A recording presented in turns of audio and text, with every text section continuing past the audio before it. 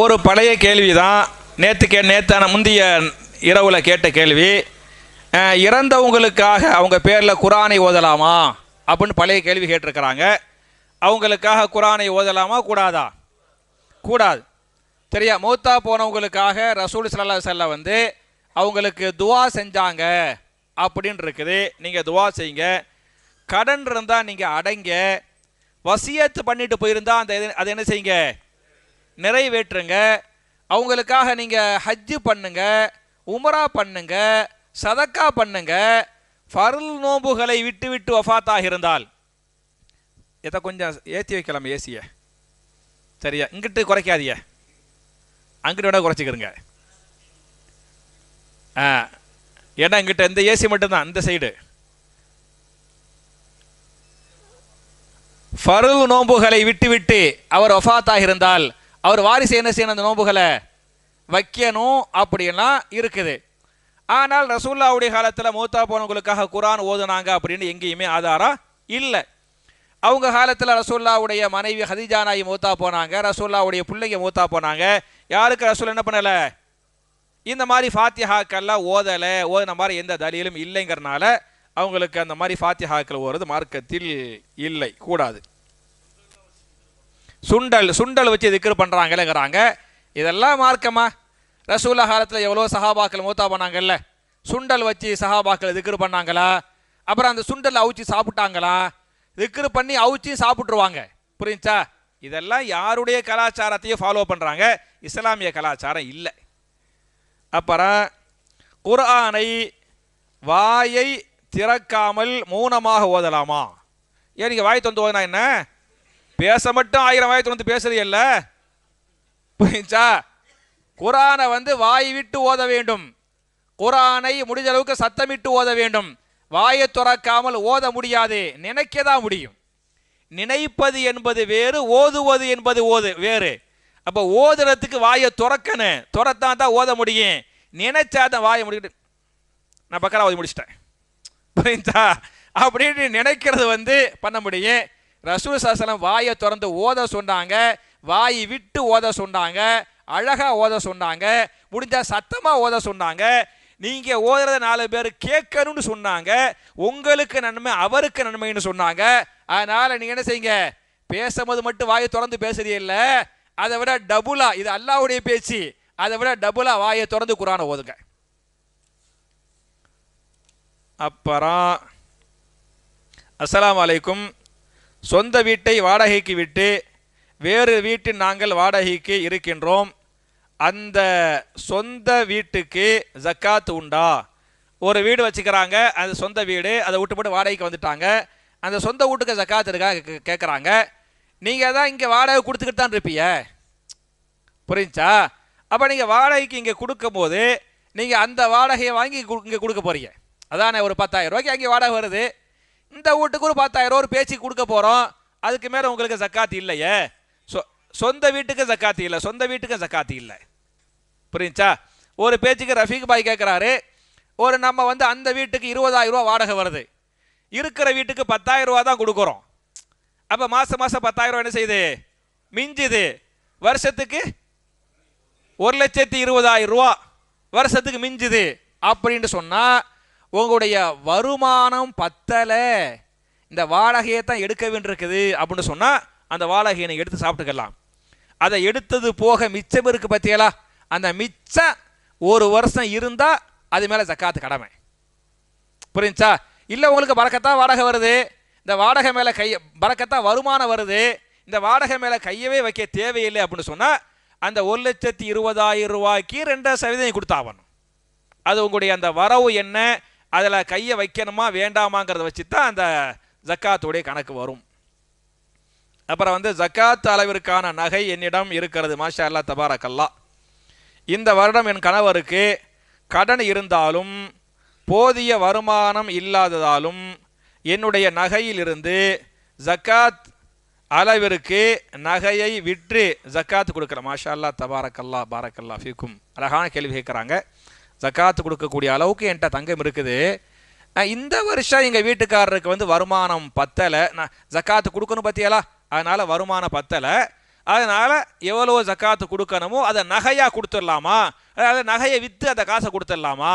சரியா, ஒரு பேச்சுக்கு வைக்கல ஒருத்தவங்கள்ட்ட 40 பவுன் நகை இருக்குது. ஒருத்தவங்கள்ட்ட 40 பவுன் நகை இருக்குது.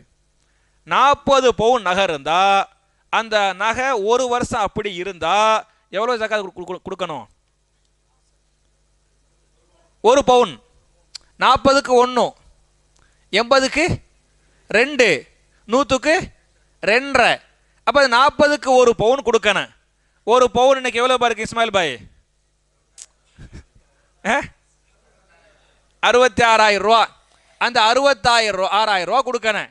66,000 ரூபா இல்லைன்னு சொன்னால் அந்த 1 பவுனை எடுத்து நீங்கள் பவுனா கொடுங்க, இல்லை விற்று பணமாக கொடுங்க. சரியா, மாஷா அல்லாஹ் செய்யுங்க அப்படி. அப்புறம் நீங்களும் கேளுங்கள, அவங்களுக்கு பிறகு வரேண்ணே, அதுக்கப்புறம் இன்ஷா அல்லாஹ்.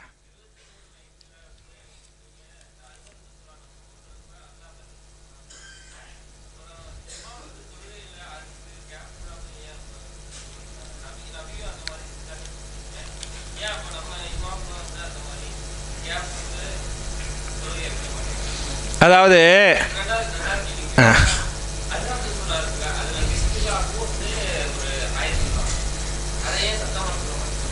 சரி, தம்பியுடைய கேள்வி வந்து முதல் கேள்வி கேள்விட்டிய ஓகே அல்ஹம்து சூரா ஓதும் போது ஒவ்வொரு ஆயத்துக்கு அல்லாஹ் பதில் சொல்கிறான் இருக்குது. ரசூல் ஸல்லல்லாஹு அலைஹி வஸல்லம் ஒவ்வொரு ஆயத்தாக ஓதி மூச்சு விட்டு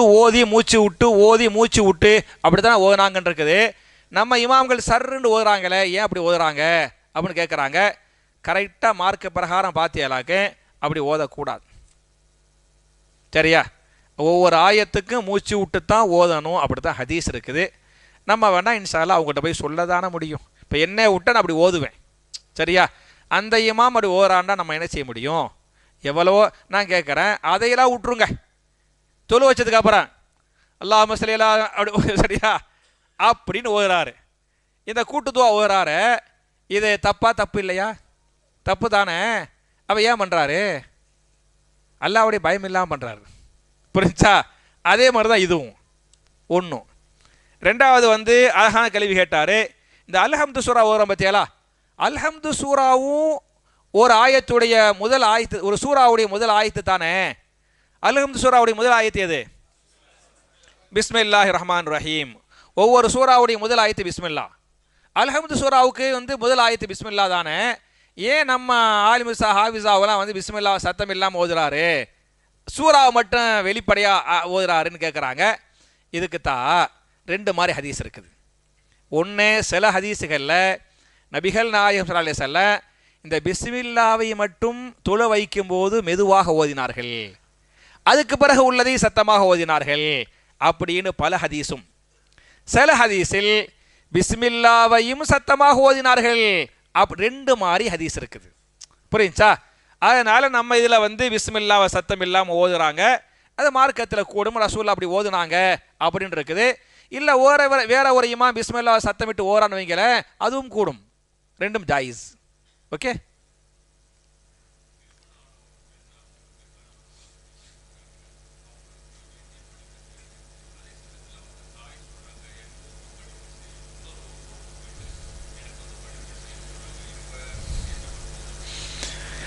ஒரு பெண்ணுக்கு வந்து கல்யாணம் முடிஞ்சிருச்சு, அவங்களுக்கு கணவன் பிள்ளைகள்லாம் இருக்கிறாங்க. அவங்க கணவனுக்கு ஹிதமத்து பண்ணணும், பிள்ளைங்களுடைய கடமைகளை செய்யணும். ஆனால் அந்த பெண்ணுடைய தாய் சொல்கிறாங்களாம், வெளியூரில் இருந்துக்கிட்டு நீ எனக்கும் ஹிதமத்து பண்ணும்ல, எனக்கு ஹிதமத்து பண்ணு அப்படின்னு சொல்கிறாங்க. அவங்க என்ன செய்கிறது அப்படி கேட்குறாங்க. அவங்களுக்கு ஆம்பளை பிள்ளை இருக்காங்களா? இருக்கிறாங்கல்ல. ஓகே. அதாவது 2 பேரும் தாய் தந்தைக்கு ஹிதமத்து பண்ணணும். எந்த 2 பேரும்? ஆம்பளை பிள்ளையும் பொம்பளை பிள்ளையும். ஆனால் முதல் கடமை யாருக்கு என்று சொன்னால், யாருக்கு கடமை? ஆம்பளை பிள்ளைக்கு தான் கடமை. தாய் தந்தைக்கு ஹிதமத்து பண்ணுறது முதல்ல வந்து ஆம்பளை ஹிதமத்தும் சரி செலவும் சரி ஆம்பளை பிள்ளைக்கு தான் கடமை. ஆம்பளை பிள்ளைக்கு தான் என்ன செய்யுது? கடமை. அவங்க தான் அந்த கடமையை செய்யணும். அதுதான் கரெக்ட். ஒரு பெண்ணை பொறுத்தவரை அவங்களுக்கு முதல் கடமை யாருக்குன்னு சொன்னால், யாருக்கு கடமை? கணவருக்கு கடமை செய்யணும் அப்படின்னு இருக்குது. அப்போ ஒன்று அந்த கணவர் ஏற்றுக்கொண்டால் நீங்கள் போய் உங்கள் அம்மாவுக்கு ஹிதுமத்து பண்ணு அப்படின்னு ஏற்றுக்கிட்டா போய் ஹிதுமத்து பண்ணலாம், சரியா? அது கூடும். இல்லை கணவருக்கே அவங்க ஹிதுமத்து பண்ணணும் அப்படின்னு சொன்னால் கணவனா தாயா, ஒரு பெண்ணுக்கு கணவனா தாயான்னு சொன்னால் முன்னுரிமை யாருக்கு? கணவனுக்கு. கணவனுக்கு புரிஞ்சா? அதனால போக மாட்டாங்க, போக வேண்டிய தேவையில்லை, அது மார்க்கத்தில் குற்றமும் இல்லை. சரியா ஜி? அப்புறம் ஒரு 2 முடிச்சுட்டோமா? முடிக்கவும் முடியாது. ஒரு ஒரு சரி சொல்லுங்க. நல்ல கேள்வி கேட்டாங்க. லைலத்துல் கதிரில் தான் குர்ஆன் இறங்குனுச்சின்னு சொல்கிறாங்களே. ரசூல்லாவுக்கு 23 வருஷம் குர்ஆன் கொஞ்சம் கொஞ்சமாக இறங்குனுச்சு, அப்படி தானே? 40 வயசில் நபித்துவம் கிடைச்சிச்சு, 63 வயசில் மௌத்தா போனாங்க. 23 வருஷம் கொஞ்சம் கொஞ்சமாக இறங்குனுச்ச, அது என்ன லைலத்துல் கதிரில் தான் இறங்குனுச்சுன்னு சொல்கிறாங்களே அப்படின்னு கேட்குறாங்க. அது எதை வச்சு சொல்கிறாங்க அப்படி?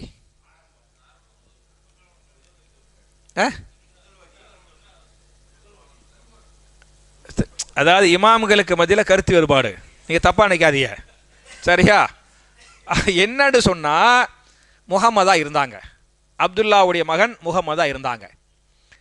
அவங்களுக்கு முதல் வஹி வந்துச்சு பத்தியாலா, இந்த இக்ரா பிஸ்மி ரப்பிக்க அல்லதி ஹலக்னு சொல்லிவிட்டு அந்த சூறாவுடைய 6 ஆயத்து, 96வது சூறாவில் 6 ஆயத்து தான் முதல் வஹி. இந்த முதல் வஹி வந்தது லைலத்துல் கத்ர் இரவில். மொத்த குர்ஆன்லாம் வரல, ஃபர்ஸ்ட் வந்துச்சு பத்தியாலா, அவங்க நபி ஆனாங்க பத்தியாலா, அது லைலத்துல் கத்ரில். அப்ப குர்ஆன் இறங்க ஆரம்பிச்சது ஃபர்ஸ்ட் வஹி இந்த இரவில் வந்தது. அதை வச்சு தான் பிஸ்மில்லாண்டு ஆரம்பிச்சிச்சுல. அதுக்கு கொஞ்சம் கொஞ்சமாக வந்துச்சு, மற்ற எல்லா மாதமும் வந்துச்சு, எல்லா மாதமும் வந்துச்சு. இந்த முதல் வஹி வந்தது ரமலான் மாதம் லைலத்துல் கத்ருங்கிறனால, அதனால தான் அவர் நபி ஆனாங்கங்கிறனால. அதானே இப்போ நமக்கு வேலை கிடைக்குது. இந்த முதல்ல பிஸ்மில்லான்னு வேலை கிடைச்சி பத்தியாலா, அந்த நாளை மறக்கவே முடியாது, அப்படிதானே? நம்ம கல்யாணம் முடியுது, பிஸ்மில்லாண்டு கல்யாணம் முடிச்சு பாரக் அல்லாஹு லக்க வ பாரக் அலைக்க அப்படின்னு இஸ்மாயில் பாய், அதை லைவ்ல என்ன செய்ய முடியாது, மறக்கவே முடியாது. ஃபர்ஸ்ட் எந்த ஒன்றா இருந்தாலும் சரி, முதல்ல வீடு கட்டுறோம், முதல் வீட்டை என்ன செய்ய முடியாது, வாழ்க்கையில் மறக்கவே முடியாது. இப்போ நம்ம வாழ்க்கையின் இந்த முதல் விஷயம் இருக்கு பத்தியா, அதான் மிகப்பெரிய ஒரு திருப்பு முனை, மறக்க முடியாத செய்தி. ரசூல்லாவுக்கு முதல் வஹி வந்தது இந்த இரவில், சரியா? அப்போ அதை வச்சு தான் குர்ஆன் இறங்கியது. குர்ஆன்டா முழு குர்ஆன்ல இறங்கலை, ஒரு சூறாவுடைய 6 ஆயத்தை மட்டும்தான் இறங்குனுச்சு. குர்ஆன் இறங்குனுச்சின்னு சொல்லுவதை விட குர்ஆன் இறங்க ஆரம்பித்த இரவு, அதுதான் கரெக்டான வார்த்தை. அதுக்கு பிறகு நீங்கள் சொல்கிற மாதிரி கொஞ்சம் கொஞ்சமாக 23 வருஷமாக இறங்கி 23 வருஷம் கழித்து முழுமை பெற்றுச்சு. சரியா ஜி? ஓகேவா? சரி. வித்ரு தொழுகையில் குனூத்து ஓத எனக்கு தெரியாது, ஆனால் எனக்கு தெரிந்ததை ஓதி தொழுகிறேன், அந்த தொழுகை கூடுமா? குனூத்தில் மாஷா அல்லாஹ் இவங்க தெளிவாக வெளிப்படையாக கேட்டாங்க, நம்மளும் சொல்லாமல் இருக்கிறோம், அதான உண்மை. நான் 4 பேரை எழுப்பி கேட்டேன்னு வைக்கல, அப்போ தான் உண்மை புரியும் யதார்த்தமா. அப்போ ரசூல் ஸல்லல்லாஹு அலைஹி வஸல்லம் வித்ரில் குனூத்து ஓதுனாங்க அப்படின்னு இருக்குது. நான் குனூத்தை உங்களுக்கு சொல்கிறேன் பாருங்க. அல்லாஹு மஹதினி ஃபீமன் ஹதைத், வாஃபினி ஃபீமன் ஆஃபைத், வதவல்லனி ஃபீமன் தவல்லைத், வபாரிக்லி ஃபீமா ஆதைத், வகினி ஷர்ர மா கலைத், ஃபைன்னக தக்லி வலா யுக்லா அலைக, இன்னஹு லா யதில்லு மன் வாலைத, தபாரக்த ரப்பனா வ தஆலைத். இது குனூத். புரிஞ்சா? இந்த குனூத்து மிகச்சிறந்த துவா, மிகச்சிறந்த துவா. இந்த குனூத்துல நம்ம அல்லாஹ்விடத்தில் 5 விஷயங்களை கேட்குறோம், அப்படித்தானே? நான் ஓதுவேன், யார் தர்ஜுமா செய்கிறது? நான் அரபியில் ஓதுவேன், தமிழில் யார் தர்ஜுமா செய்வா உங்கள? சரியா? இஸ்மாயில் பாய், நீங்கள் தான் தர்ஜுமா செய்யணும் எனக்கு. அல்லாஹு மஹதினி ஃபீமன் ஹதைத், அல்லாஹவே நீ யாருக்கெல்லாம் நேர்வழி காட்டினாயோ அவர்களோடு சேர்த்து எனக்கும் என்ன செய்வாயாக, நேர்வழி காட்டுவாயாக. மாஷா அல்லாஹ். சரியா? அப்புறம் வாஃபினி ஃபீமன் ஆஃபைத். மாஷா அல்லாஹ். யா அல்லாஹ், யாருக்கெல்லாம் நோய் நொடி இல்லாத வாழ்க்கையை கொடுத்தாயோ அவர்களோடு சேர்த்து எனக்கும் என்ன செய்வாயாக, நோய் நொடி இல்லாத வாழ்க்கையை கொடுப்பாயாக. முதல்ல ஹிதாயத்தை கேட்டாச்சு. அப்புறம் எதை கேட்டோம்? ஆரோக்கியம் வேணுமா வேண்டாமா? வேணும், கேட்டாச்சு. வத்தவல்லனி ஃபீமன் தவல்லைத். மாஷா அல்லாஹ், யாரையெல்லாம் நீ பொறுப்பேற்று கொண்டாயோ, உதவி செய்ய பாதுகாக்க பொறுப்பேற்று கொண்டாயோ அவர்களோடு சேர்த்து என்னையும் பொறுப்பேற்றுக் கொள்வாயாக. மூணாவது. நாலாவது நல்லது என்ன? வபாரிகிலி ஃபீமா ஆதைத். அல்லாஹ்வே நீ கொடுத்த எல்லாவற்றிலும் பரக்கத் செய்வாயாக. நாலாவது. அஞ்சாவது என்ன? வகினி ஷர்ரமா கலைத்த. எனக்கு எதிராக எழுதிய எல்லா விதியின் தீங்கை விட்டும் என்னை பாதுகாப்பாயாக. முதல்ல அல்லாட்ட ஹிதாயத்தை கேட்டோம், ரெண்டாவது ஆரோக்கியத்தை கேட்டோம், மூணாவது எல்லா பொறுப்பையும் என்னைய பாதுகாக்கக்கூடிய பொறுப்பை, எனக்கு உதவி செய்யக்கூடிய பொறுப்பை நீனே ஏற்றுக்கல்லா அப்படின்னு அல்லாட்ட சொன்னோம். நாலாவது நீ எனக்கு கொடுத்த எல்லாத்துல எதை தருவாயாக, பரக்கத்தை தருவாயாக அப்படின்னு கேட்டோம். அஞ்சாவது எனக்கு எதிராக எழுதப்பட்ட விதியின் தீங்கை விட்டும் என்னை பாதுகாப்பாயாக அப்படின்னு இந்த அஞ்சை முக்கியமாக கேட்டுக்கிறோம். இந்த அஞ்சு வேணுமா வேண்டாமா? கண்டிப்பாக வேணும். அப்போ வேணும்னு சொன்னால் நீங்கள் என்ன செய்யணும்? மனப்பாடம் பண்ணுங்க. ஹதீஸ் கிதாபில் இருக்குது. நீங்கள் தொழுகைன்னு புக்கெல்லாம் வச்சிருப்பீங்க. எல்லா புக்குகளையும் வித்ரு தொழுகைன்னு பாருங்க. அந்த வித்ரு தொழுகைங்கிற பாடத்தில் இந்த குணத்தை என்ன செய்யும் இருக்கும். அதுகளை இன்ஷா அல்லாஹ் நீங்கள் மனப்பாடம் பண்ணுங்க. மனப்பாடம் பண்ணி இன்ஷா அல்லாஹ் ஓதுங்க, கேளுங்க. ஒன்றுமில்லை, திடீர்னு மோடி அறிவிப்பு செய்கிறான்னு வைங்க, புரிஞ்சா? ஒரு வாரம் டைம் கொடுத்து குனுத்து ஓதுனா தான் இந்தியாவில் இருக்க முடியும். இல்லாட்டி மறுபடி என்ஆர்சி, சிஏஏ, எம்பிஆர் அப்படி எல்லாத்தையும் கடலில் கவுத்திடுவோம் அப்படின்னு ஒரு அறிவிப்பு செஞ்சா நீங்கள் எல்லாம் மனப்பாடம் பண்ணுவியலா மாட்டியலா? பண்ணுவிய இல்லை. ஏன் பண்றிய? ஒரு வாரம் தேவையில்லை. சரியா? ஒரு மணி நேரத்தில் மனப்பாடம் பண்ணிட்டு வந்துடுவிய, சொல்லிட்டு வந்துடுவிய. ஏன்னா உங்களுக்கு துனியா துனியா துனியா, புரிஞ்சா? துனியாவில் வாழணும். அப்படித்தானே? திடீர்னு காசு செல்லாதுன்ட்டாரு. 500 ரூபா 1000 ரூபா. 50 பேர் போய் நின்று எவ்வளோ கஷ்டப்பட்டோம். அந்த கஷ்டத்தில் 100ல் 1 கஷ்டப்பட்டால் நீங்கள் குனூத்தை மனப்பாடம் பண்ண முடியும். அப்போ நமக்கு துனியா மிகைத்து விட்டது, ஆகிரத்து குறைந்து விட்டது. அதனால தான் இந்த குனூத்து தெரியாமல் இருக்குது. நீங்கள் முயற்சி பண்ணுங்க, மனப்பாடம் பண்ணுங்க. நீங்கள் முயற்சித்தால் ஒரு நாளில் கண்டிப்பாக மனப்பாடம் பண்ணி ஓத முடியும். அப்படி ஓதுங்கள், அதான் கரெக்ட். ஓகே, அதெல்லாம் ஓதாதிய, இதை ஓதுங்க ஒழுங்கா. சரியா? அப்புறம் நான் கூட சொன்னேன் போன டயத்தை சொல்லும் போது, அந்த குணத்தில் கையை தூக்கணுமா கையை தூக்க வேணாமான்னு கேட்டாங்கல்ல. கையை தூக்கணுமா வேண்டாமா? கையை தூக்கணும், புரிஞ்சா? அந்த கையை தூக்கணுங்கிறத நான் பார்த்துட்டு உங்களுக்கு சொல்லுவேன் அப்படின்னு சொன்னேன். கையை தூக்குறதான் கரெக்டு அப்படிங்கிறதுக்கு புகாரில் 7489, 6392,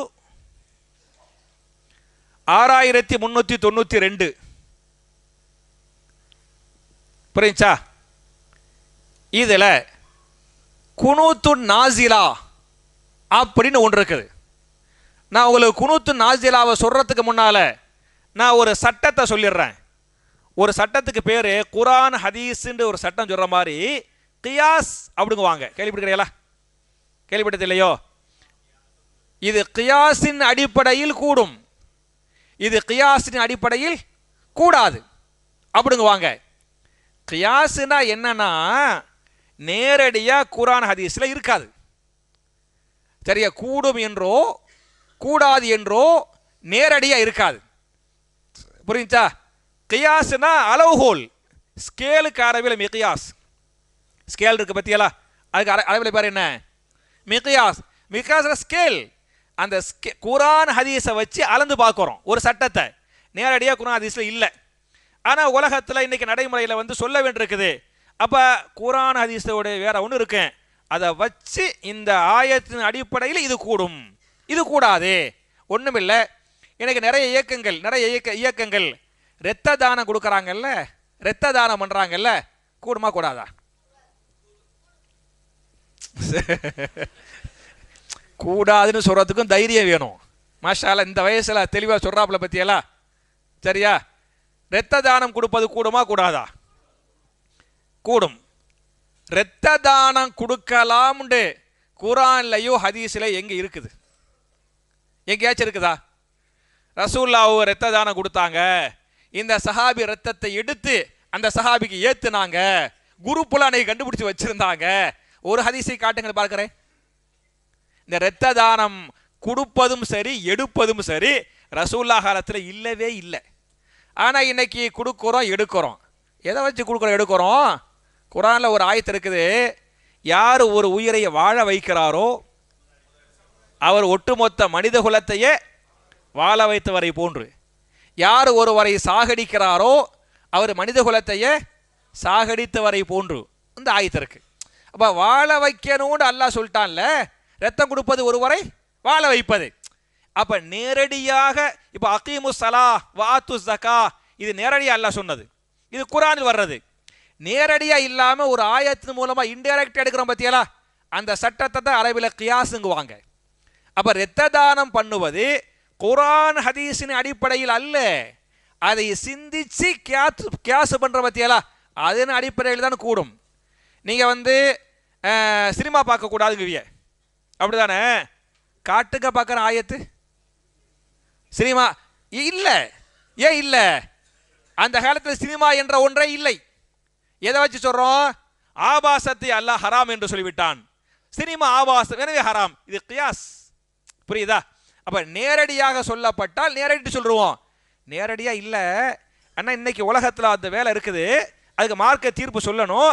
இந்த ஆயத்தை சிந்திச்சு பார்த்தா இந்த ஆயத்திலே இந்த சட்டம் எடுக்கலாம், சிந்திச்சு சட்டம் எடுக்கிறோம் பத்தியாலா, அதுக்கு பேர் கியாஸ். புரிஞ்சுக்கிட்டியாலா? இப்ப இந்த குனுத்து கையை தூக்குறோம் பத்தியாலா, குனுத்து ரெண்டு வகை இருக்குது. ஒன்று வித்ரில் ஓதக்கூடிய குனூத், இன்னொரு குனூத்துக்கு பேர் குனூத்து நாசிலா.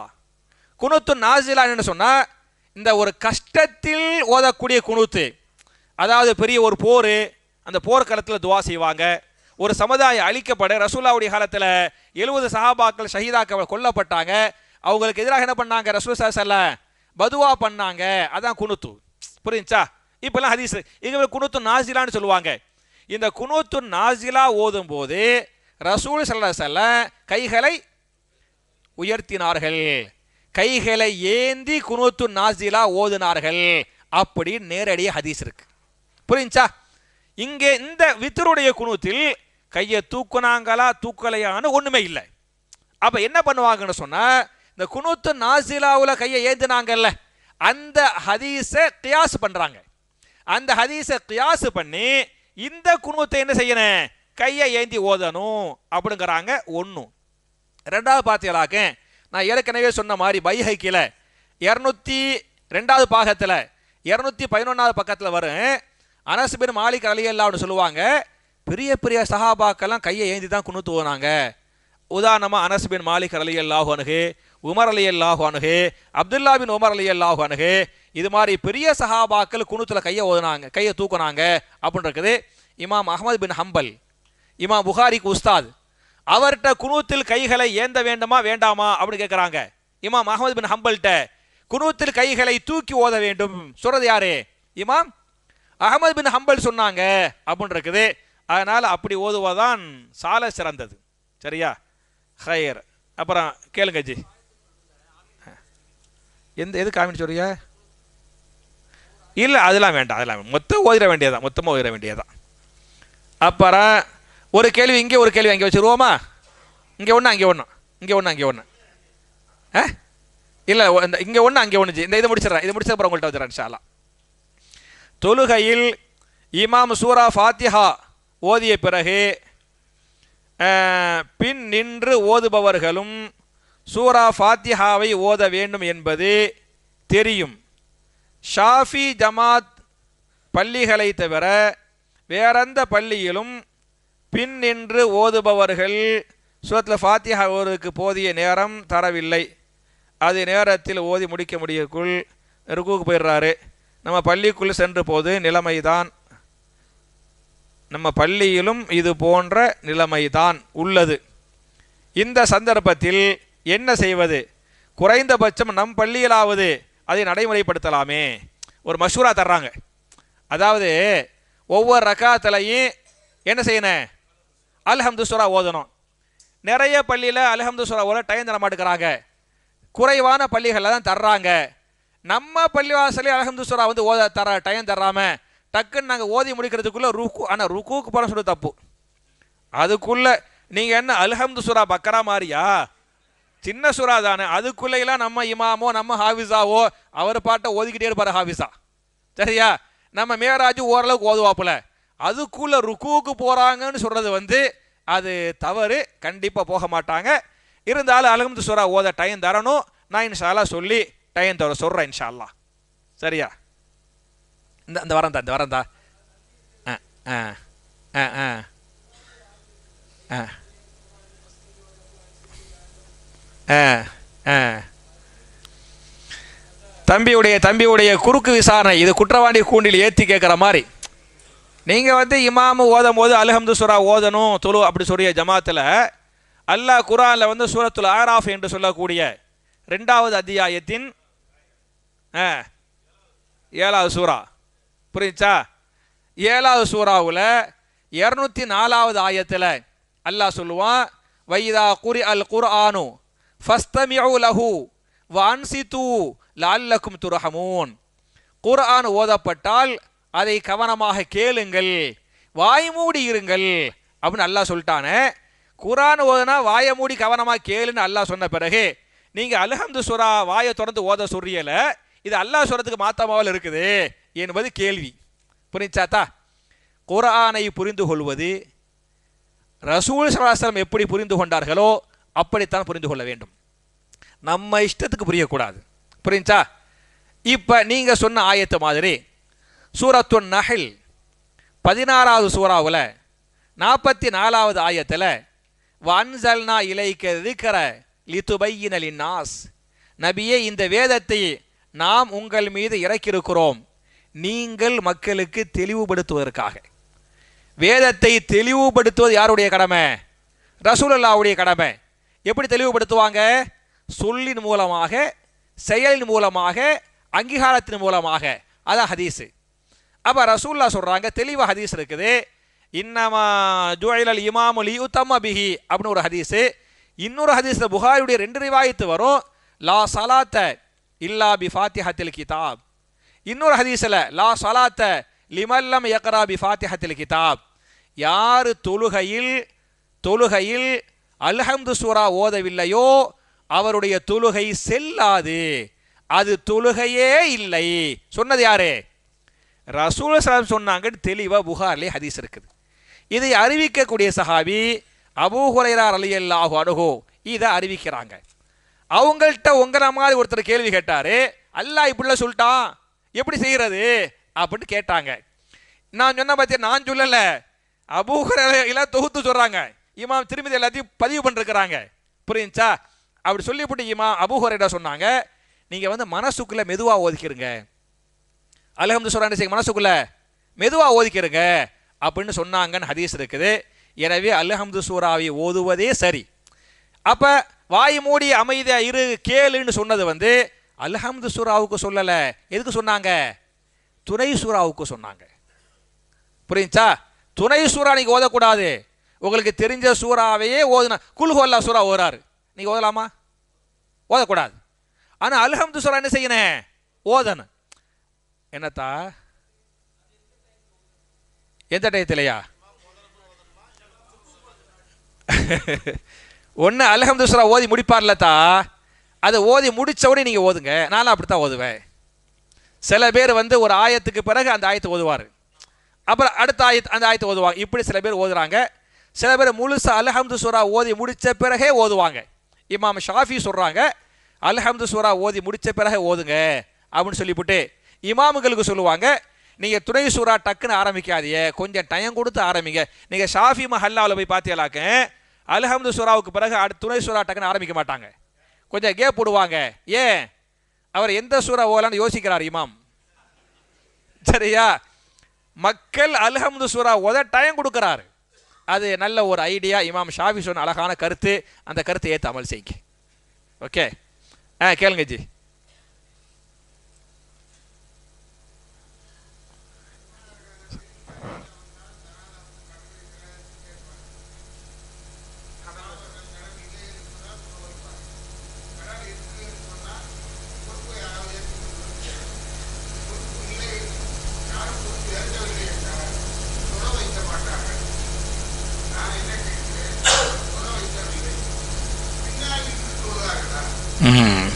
என்னன்னா உகாகஜி, ரசூல் ஸல்லல்லாஹு வந்து ஜனாசா தொழுகை விஷயத்தில் ஒருத்தர் மௌத்தா போயிட்டா கடன் கேட்பாங்க.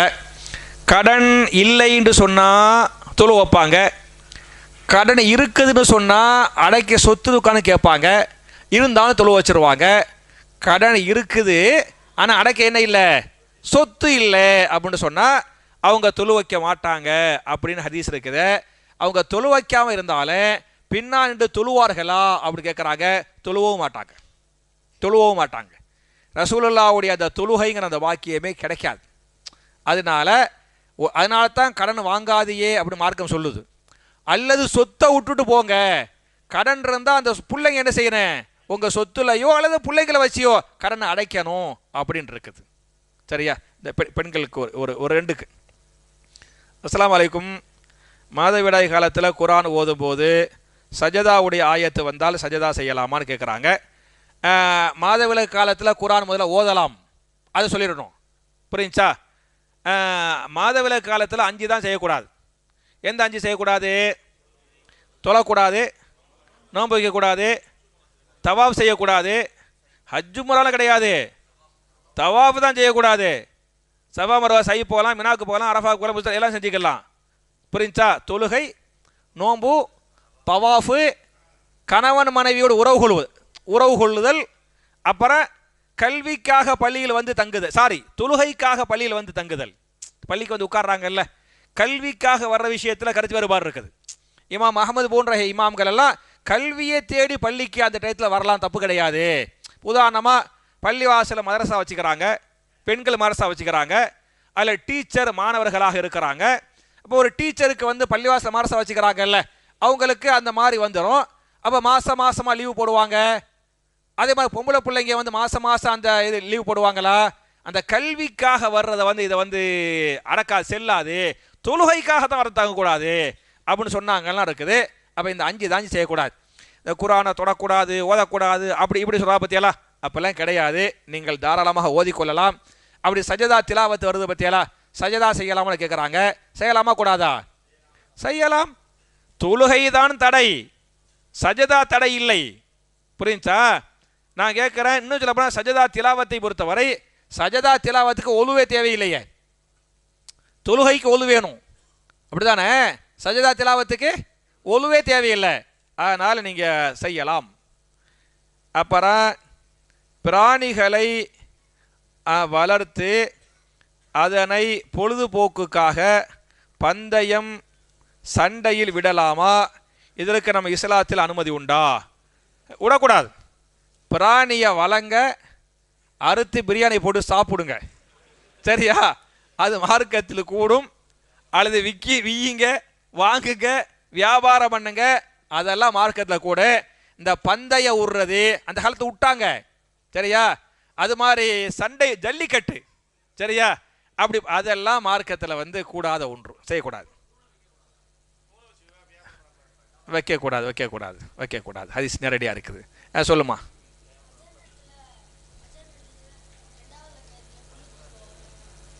மாஷா அல்லாஹ். தம்பி உனக்கு எந்த ஊர்? எப்படி இந்த கேள்வி கேட்குறா?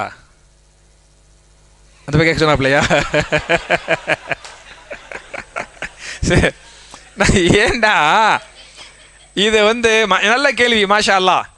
இந்த ஃபஜ்ர் தொழுகையில் 2ஆம் ரக்காத்தில் வந்து குனுத்து ஓதுறாங்களே, ஓதலாமா அப்படின்னு கேட்குறாங்க. அதாவது அந்த ஷாஃபி மஹல்லாக்கள் இருக்குது பார்த்தியலா, கடற்கரை ஓரம், இந்த கடற்கரை ஓரமாக இருக்கக்கூடிய பகுதிகளில் சுபுஹு தொழுகையில் 2ஆம் ரக்காத்தில் குனுத்து ஓதுவாங்க. சரியா? அப்படி மார்க்கத்தில் ஓதக்கூடாது. குனுத்து வந்து வித்ரில் ஓத வேண்டுமே தவிர எதில் ஓதக்கூடாது? ஃபஜ்ரில் ஓதக்கூடாது. அப்படி பார்த்தா ஃபஜ்ருக்கு மட்டும் குனுத்து இல்லை, சில பேர் அந்த ஹதீஸை காட்டி பாருங்க, ரசூல்லா ஃபஜ்ரில் கொடுத்து ஹதீஸ் இருக்கு, அப்படி புரியுச்சா? ஃபஜ்ரில் மட்டும் இல்லை, லுஹரில் ஓனத்துக்கும் ஹதீஸ் இருக்குது. அசரு மகரிபு இஷா அம்புட்லேயும் ஓனத்துக்கு ஹதீஸ் இருக்குது. அந்த குனுத்து வந்து இந்த குனுத்து இல்லை. எந்த குனுத்து ஓதுனாங்க? இந்த குனுத்து நாசிலா, 70 சஹாபாக்கள் கொல்லப்பட்டாங்கல்ல, அவங்களுக்கு எதிராக பதுவா பண்ண 40 நாள் பதுவா பண்ணாங்கல்ல, அந்த குனுத்து பதுவா பண்ணாங்களே தவிர இந்த அல்லாஹு மஹதினி ஃபீமன் ஹதைத் வாஃபின் அந்த இது ஓதலை. புரிஞ்சா? அதை தவறாக புரிந்து கொண்டு ஓதுகிறார்கள். அதனால் அப்படி ஓதக்கூடாது. நீங்கள் அந்த பள்ளிக்கு போயிட்டீ அப்படின்னு சொன்னால், இமாம் ஓதுறாரா, நீங்கள் கையை சும்மா தொங்க போட்டுட்டு சும்மா நில்லுங்க. ஏன்னா இமாமுக்கு முந்தி சுஜூதுக்கு போகக்கூடாதுல்ல, சும்மா வெயிட் பண்ணுங்க. அவர் போகும்போது நீங்கள் போய்க்கிறங்க. கையை தூக்கவும் செய்யாதீங்க, ஓதவும் செய்யாதீங்க. ஓகே தம்பி? அப்புறம் வெள்ளிக்கிழமை ஜும்மா பயானுக்கு முன் பள்ளிக்கு செல்வது கட்டாயமா? தொழுகைக்கு ஆக என்னவா? தொழுகைக்கு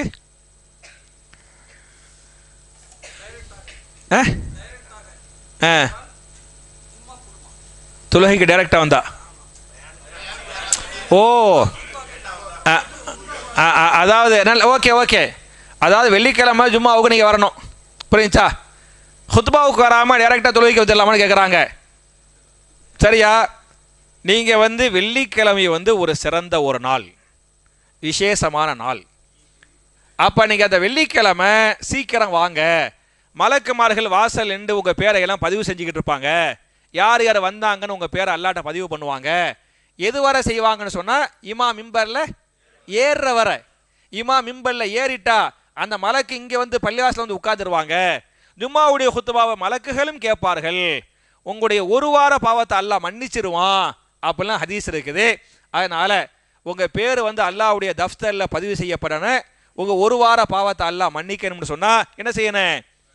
இமாம் மிம்பரில் ஏறுறதுக்குள்ள இன்ஷா அல்லாஹ் பள்ளிக்கு வந்துடணும். ஒருவேளை நம்ம புறப்பட்டுட்டோம், ஏதோ ஒரு டிராஃபிக், ஒரு ஆர்ப்பாட்டம் போராட்டம் மறைச்சிட்டாங்க, வந்து சேர முடியலை, லேட் ஆயிடுச்சு, வர்றோம் காம சொல்கிறாங்க, தப்பு இல்லை. அது இது வந்து எப்போ மாதம் நடக்கும் இப்படி, புரியுதா? இந்த சூழல் அந்த அப்படி நடக்குமே தவிர, உங்களுக்கு ஜும்மா வந்து என்ன காலையில் 5 மணிக்கா தொழு வைக்கிறாங்க என்ன ஆயிருது. நானே ஒரு நாள் மாட்டிக்கிட்டேன். இந்த ஆற்று ரோட்டில் வந்து விட்டு ஒரு நாள் மணி 12:45 12:50 ஆயிடுச்சு. அப்படியே வேக்க ஆரம்பிச்சு. எனக்கு ஒன்று 1 மணிக்கு வந்து மிம்பரில் ஏறணுமே அப்படின்ட்டு. மாஷா அல்லாஹ் எப்படியோ கொஞ்சம் கிடைச்சிட்டு கரெக்டாக வந்துட்டேன். ஒரு டைம் நான் அப்படி கஷ்டப்பட்டேன். அதுக்கு பிறகு நான் இந்த ரோட்டில் வராமல் அப்படி வந்து இந்த காவேரி ஸ்கூல் இருக்குது பற்றியெல்லாம், அதுக்குள்ளே கட் பண்ணி தெருவழியாக வந்து இங்கே வந்துடுவேன். சரியா? அது எப்போமாச்சும் ஏற்படலாம், ஏதாச்சும் ஒரு நாள். ஆனால் நீங்கள் சீக்கிரமாக வாங்க, அதுவே மிகச் சிறந்தது. இது அப்புறம் வச்சுக்கிறோமே, இதுவே நிறைய இருக்குது. ஆண்கள் ஆமாஜி கேளுங்க, ஆண்கள் கேளுங்க.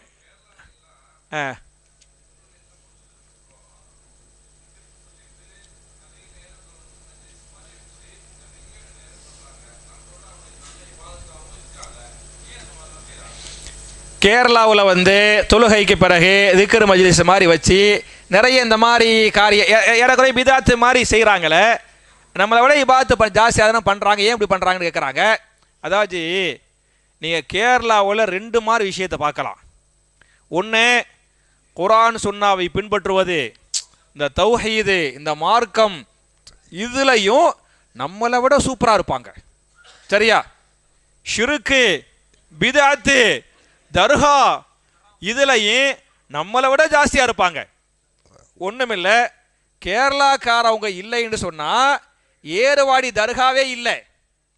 நீங்கள் ஏறுவாடி தர்காவை போய் பார்த்தீங்களாக்க 190% ஆட்கள் கேரளாக்காரர்கள். புரிஞ்சா? இப்படி இருப்பாங்க. இந்த 2மே குர்ஆன் ஹதீஸு தௌஹீது தாவா இதுவும் நம்மளோட ஸ்பெஷலாக இருக்கும். ஷிர்க் பிதாத்தும் நம்மளோட ஸ்பெஷலாக இருக்கும். அதனால் நம்ம ஷிர்க் பிதாத்துக்குள்ளே போயிடாம இந்த இது நல்லதும் பண்ணுறாங்கல்ல, இந்த நல்ல ஸ்பெஷலுக்குள்ளே போயிட வேண்டியதான். ஓகே, அடுத்தது இதுக்கு பிறகு தம்பி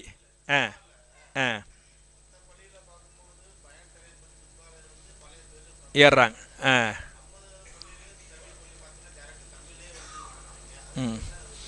அதாவது ஜும்மாவுடைய இதில் பார்த்தீங்களா மற்ற பள்ளியில் அஜரத்து கீழே நின்று பயான் செய்வார். அப்புறம் மிம்பரில் பயான் செஞ்சுவிட்டு 5 நிமிஷம் டைம் கொடுப்பார் தொழுவுறத்துக்கு, சுன்ன தொழுவுறத்துக்கு. அப்புறம் மிம்பரில் ஏறி அரபியில் ஏதோ ஓதுவார். அப்புறம் இறங்கி தொழு வச்சுருவார். சரியா? ஆனால் நம்ம தௌஹீனா நம்ம இதெல்லாம் தௌஹீதுலாம் சொல்ல வரல. சரியா? குர்ஆன் ஹதீஸ். சரியா? இன்னும் சொல்ல போனால் கரெக்டான சுன்னத்து வல் ஜமாத் பள்ளிவாசல் நம்ம பள்ளி தான். அப்படி இல்லையா பாய்? நம்ம பள்ளிவாசலை வந்து சுன்னத்து வல் ஜமாத் பள்ளிவாசலா இல்லையா? சுன்னத்து வல் ஜமாத் பள்ளிவாசல் தானே. போட்டுருவோம் இன்ஷா அல்லாஹ். இது வந்து சுன்னத்து வல் ஜமாத் பள்ளிவாசல் போட்டுருவோம். ஏனாஜி சுன்னத்து வல் ஜமாத்னா என்ன? சுன்னத்துனா என்ன? ரசூலுல்லாஹ் சொன்னது, செஞ்சது, அங்கீகரிச்சது. ஹதீஸ் இதான சுன்னத்து. வாண்டா இன்னும் அர்த்தம். ஜமாத்னா ஜமாத்து. எந்த ஜமாத்து? ஜமாத்து சஹாபா, சஹாபா கூடிய ஜமாத். இந்த ஜமாத்துங்கிறது உங்க ஜமாத் எங்க ஜமாத் இல்லை. எந்த ஜமாத்து? சஹாபாக்கள் ஜமாத். அப்ப இந்த பள்ளிவாசல் நபி வழியையும் சஹாபாக்கள் ஜமாத்து செஞ்சாங்கல்ல அதையும் பின்பற்றக்கூடிய பள்ளிவாசல் என்பதுதான் அந்த வார்த்தையின் பொருள். இப்ப நம்ம பயான்ல ஒவ்வொன்றையும் குர்ஆனை சொன்னோம், ஹதீஸை சொன்னோம். ஒருவேளை குர்ஆன் ஹதீஸ்ல இல்லை என்று சொன்னா எதை நோக்கி தான் போறோம்? சஹாபாக்கள் என்ன சொன்ன? ஒண்ணும் இல்லை, அந்த கையை தூக்குறது சொன்னேன். சஹாபாக்களை கையை தூக்குனாங்க, நீங்க கையை தூக்குங்க, அதான் ஜமாத்து. புகார் இருக்குது, அதான் ஜமாத்து. ஒண்ணும் இல்லை. நீங்க ஜகாத்துல் ஃபித்ர் கொடுக்குறீங்க பத்தியலா, லாஸ்ட் நேரம் இருக்குது. எப்போ கொடுத்து முடிக்கணும்? தொழுகைக்குள்ள கொடுத்து முடிக்கணும். இது ஆகிர் நேரம். அவ்வல் நேரம் எது? அவ்வல் ஸ்டார்ட், ஆரம்பம்.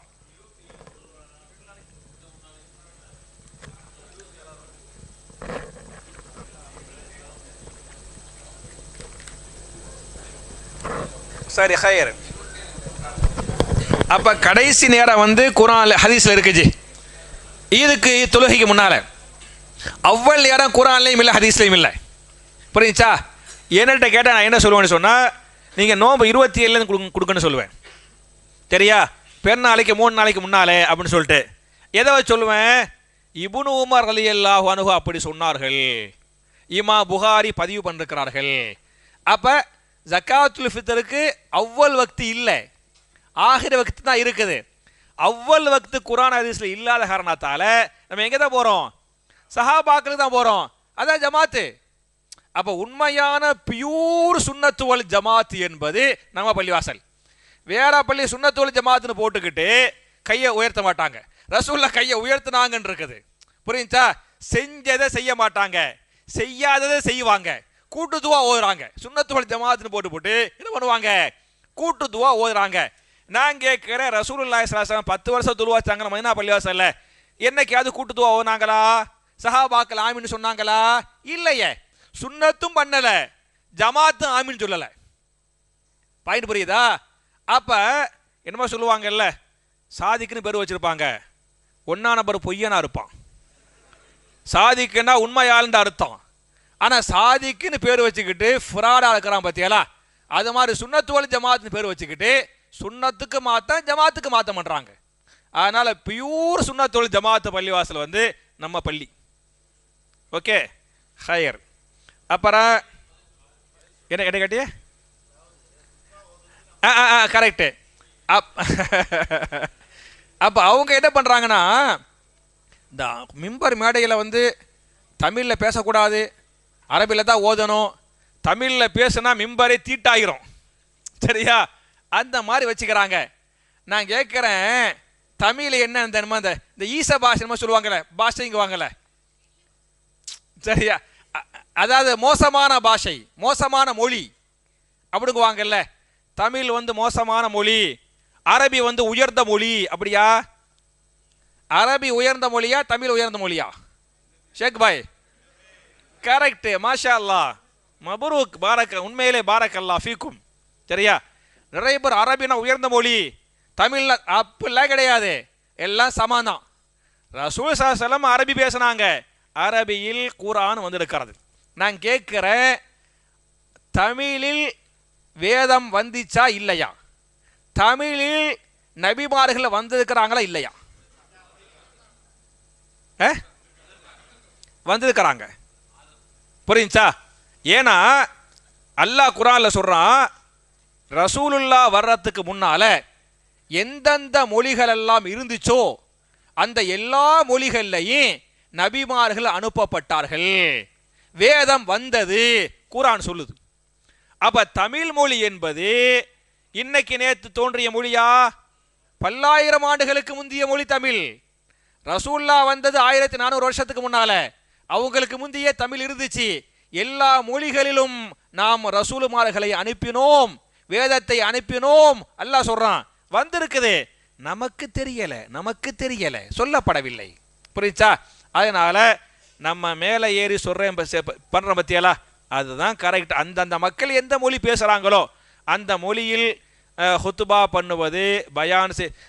ஹுத்துபாண்டா அரபிங்க வாங்க, பயான்டா தமிழுங்க வாங்க. அப்படியா? பயான்டா என்ன, ஹுத்துபாண்டா என்ன? பயான்டா பயான், ஹுத்துபானா ஹுத்துபா. புரிஞ்சா? பயான்டா என்ன? பயான் நடக்குதுங்க வாங்க. பயான் நடக்குதுன்னு சொன்னா தமிழ்ல பேசுறாருன்னு அர்த்தம். ஹுத்துபா ஓதுறாங்க வாங்க. ஹுத்துபாண்டாலே அரபின்னு அர்த்தம். அப்படியா? பயான் என்று சொன்னால் தெளிவாக பேசுதல். பயானுக்கு என்ன அர்த்தம்? தெளிவாக பேசுதல். அப்ப தெளிவா பேசுறோம், நான் பேசுறேன் பத்தியலா, இது பயான், தெளிவாக. புரிஞ்சா? ஹுத்துபா என்று சொன்னால் தலைப்பு செய்திகளை சொல்லுதல், மிக முக்கியமான செய்தி இருக்கு பத்தியலா, அதை சொல்லுவது ஹுத்துபா. அப்ப தலைப்பு செய்தி ரத்திர சுருக்கமா சொல்றோம் பத்தியலா, அது ஹுத்துபா. அப்ப ஹுத்துபா பயான் எல்லாமே ஒண்ணுதான். அந்த மக்களுக்கு எந்த மொழி புரியுமோ அந்த மொழியை சொல்ல வேண்டியதா. நீங்க எல்லாம் தமிழ் பேசக்கூடிய மக்களுங்கிறனால நான் உங்கள்கிட்ட தமிழ்ல சொல்றேன். நான் நினைக்கிற வேற வேற பள்ளிவாசல் அந்த மக்கள்லாம் அரபி பேசக்கூடிய மக்களாக இருக்கக்கூடும். அந்த அரபி ஓதக்கூடிய ஹுத்துபா புரியக்கூடும். புரிஞ்சா? அலிஃபு பேயே தெரியாது, இவர் ஹுத்துபா ஓதுறாராம், அவருக்குமே தெரியாம புக்கை பார்த்து படிப்பாரு, மக்கள் தூங்குவாங்க. இதெல்லாம் ஹுத்துபாவெல்லாம் கிடையாது. நம்ம செய்யறதான் கரெக்ட்.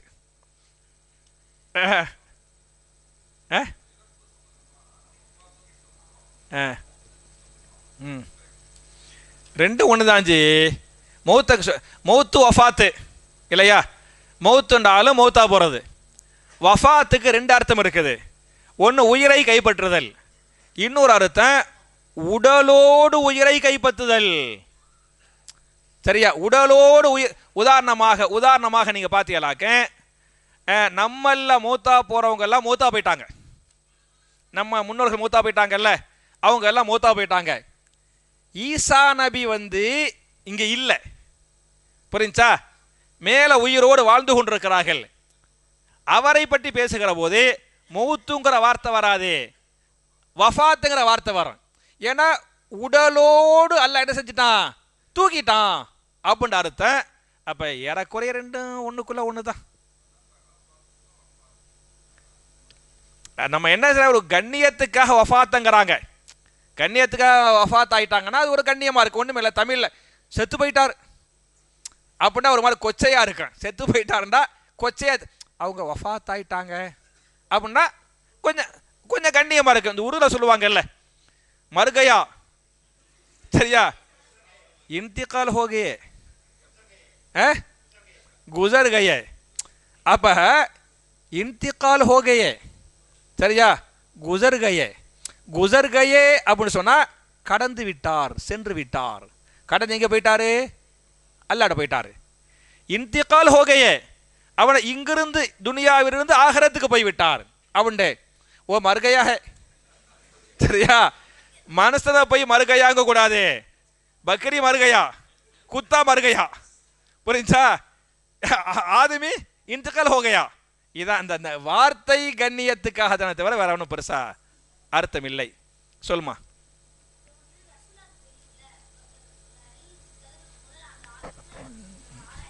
ஆமா ஆமா ஆமா.